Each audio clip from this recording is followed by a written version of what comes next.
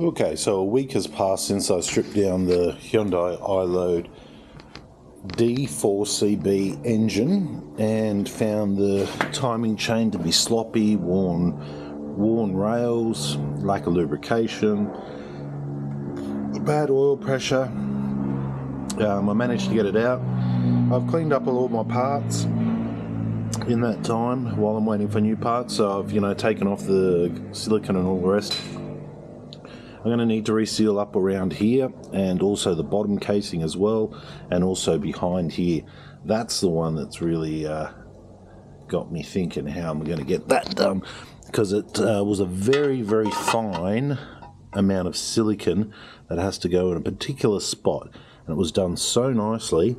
I think that it was done by original manufacturer, so I don't think that plate was put off through the rebuild anyway, so that's going to be a tricky one. To get my oil pump back in, I'm going to have to put the engine hoist on it, lift it up 50 mil, slide it in, apply silicone and bolt it in. I'm not worried about that.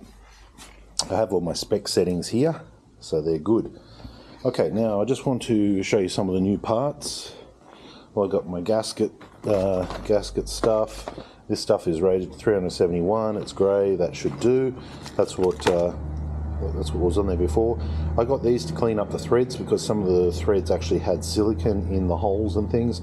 So they are a hex drive. You put them on the end of your drill or driver, and that will clean out some of the gunk that's actually in some of the threads.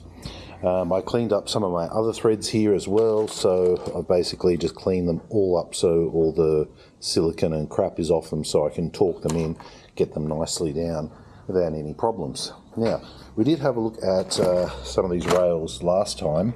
This one's not too bad if I can show it in the light. There was some here, like this one here, where that dark brown rail just completely snapped off. Whatever's left of it here. Here's another one with really quite deep pitting, as you can see. This one as well, and we found that top tensioner to be flickering in and out like. I'll show you that on the video. Okay, over here. Timing chain tensioner kit, all 3 chains, and all the guides are brand new. Oh, we even got sprockets. We've got brand new sprockets in there too.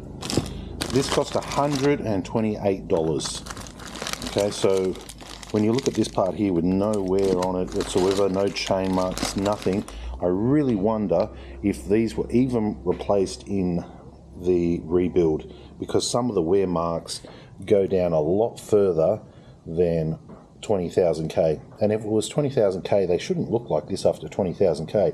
I can see a crack in that, and they're brittle as well. So it leads me to the conclusion that no, this $120 kit was not used on the rebuild. So that just shits me. But I have a brand new one now. This just turned up today. This is the pump. The whole bottom of the motor with the pump, with the relief valve set properly. So that's just a matter of putting it back up, putting it exactly where it needs to go and putting it back up to the torque specs. Straight from Korea. South Korea, if you're wondering. Right, so everything's clean, everything's ready to go back in. Then I'm going to do an oil flush and all sorts of stuff on it, and we should be good to go. So that's my goal today, just to get the oil pump in, and we'll see how we go from there, see how long that takes. But the parts roughly took a week, so it was worth the wait. And I got this new battery. I only put it in a month or two ago. When I looked in there, it was on the recharge one, which is white with the red in the middle. I charged it up. It still was white with red in the middle, a little bit of green. I've put this charger on it. This is a charger, but it also has a function called repair, which applies a very small amount of amps, like 1.5 amps, over and over and over. And I've done that for about 24 hours. And as you can see now, I've got a lot more green happening down that chamber. So I'm really happy with that. So that's now charged up.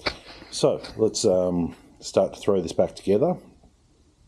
I really do want to remove this top sprocket here, but then I'm going to have to torque them down. They say in the manual to remove the rocket cover to grasp that top camshaft.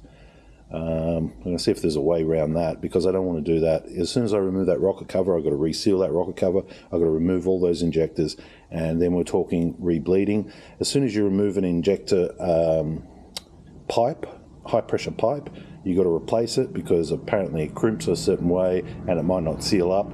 Apparently it's under 2600 psi, which is, if you compare it to your normal compressor max, your normal house air compressor, 150 psi. So we're talking some massive psi.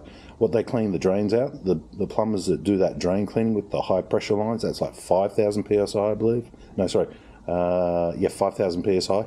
So this is like 5 times more psi. So I'm not going to disturb that fuel line if it can be avoided. I'm going to avoid it at all cost, because all that sort of stuff should be brand new and ready to go. I can't see any leaks in it, so who knows, maybe that wasn't replaced, maybe that was. Anyway, let's get into it.